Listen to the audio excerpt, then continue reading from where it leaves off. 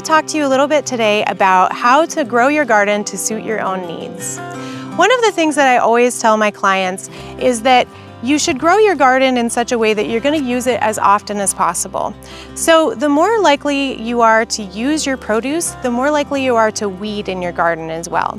So you should grow whatever you're going to use the most often right close to where you're going to harvest. In my garden, I have herbs that are just close to the back door. So I walk out, I can snip a few herbs for dinner, and they're right there, so I don't have to travel far, and I'm more likely to use them often if they're close to me. The things that I don't use very often, I grow the farthest away from my house in kind of a hard to reach area. So my winter squash is sort of off in the distance, and I don't need to mess with that ever. It's on an automatic drip. It just does its own thing until the fall when I go up there and I gather all my squashes.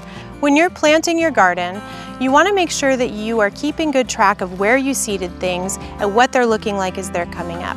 Now you want to work with weeding as you're growing because you don't want the weeds to outcompete your seeds. Make sure that you're checking in to see if what's coming up in your garden is a weed or if it's what you wanted. A lot of seed packets are printed with what the seed is going to look like when it germinates, and so just check back there. When you're planning what to grow in your garden, make sure that you're picking something that you love to eat.